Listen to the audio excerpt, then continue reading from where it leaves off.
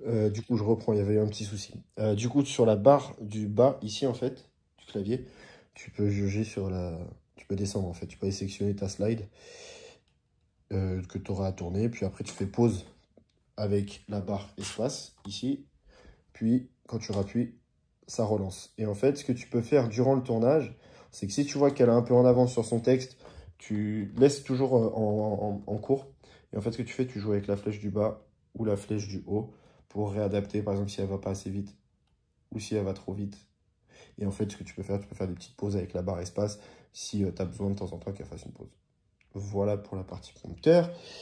Du coup, hop, là, je t'ai pas montré, il y a la partie micro. En fait, il faut que tu prennes le micro, forcément. Tu prends le micro. Comme je l'explique à chaque fois, c'est que la personne, alors maintenant tu vas me voir, la personne va la mettre dans la poche arrière, va mettre le boîtier dans la poche arrière, faire passer le fil en dessous du vêtement, le passer au-dessus de l'épaule et l'attacher au col. Gauche ou à droite, après ça, peu importe.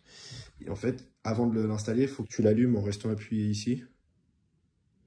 Hop, il s'allume. Là, il a l'air d'avoir de la batterie. S'il n'y a plus de batterie, il y a d'autres piles que j'ai remis à charger encore, qui sont juste ici. Et en fait, tu as un capteur en bas à gauche, ici, pour savoir si le micro est bien allumé. Là, tu vois, je parle, on voit que les capteurs, ils bougent, donc c'est que c'est bon. Il faudrait que pendant le tournage, tu vérifies de temps en temps si le capteur capte toujours le son de l'auteur. Parce que j'ai déjà été surpris. Et il y a eu des moments où ça captait pas et je m'en suis rendu compte trop tard. Donc voilà. Ensuite, pour la partie tournage en elle-même, bah, très classique, une fois que tu as mis ton prompteur, je te refais la petite démarche. Tu mets le prompteur, hop, charger des... Tu vas chercher le bon truc. Donc module 2, slide 1, enfin séquence 1, sélectionné, il te sort le prompteur là-haut. Tu reviens ici sur retour. Tu fais enregistrer. 3, 2, 1. Et en fait, moi, ce que je fais à chaque fois, c'est que j'attends que le prompteur soit mis tout en haut comme ça. Je fais pause avec la barre espace du clavier. Et là, je dis à la personne, c'est quand vous voulez, et moi, je m'adapte. Et en fait, dès qu'elle commence pardon, à parler, tu fais espace, et ça défile. Et après, à toi de jouer sur la vitesse, tu fais espace, ou alors tu joues avec les flèches pour jouer sur le défilement du prompteur. Si elle te demande d'agrandir le prompteur, c'est dans prompteur ici. Tu vas dans paramètres et en fait tu peux choisir déjà la vitesse de défilement, mais généralement je la change pas parce que c'est moi qui gère avec les touches.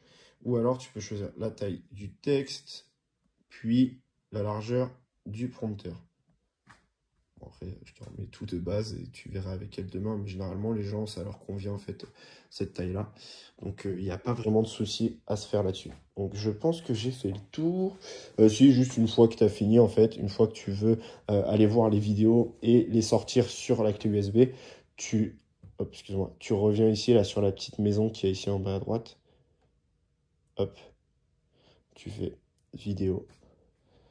Tu fais sélection multiple, tu vas chercher toutes tes vidéos, tu fais partager, tu choisis le dossier en question, sélectionner, et en fait après ça va les envoyer automatiquement sur la clé USB, et puis la clé USB, je vais voir comment on va faire pour que je la récupère derrière pour le montage. Voilà.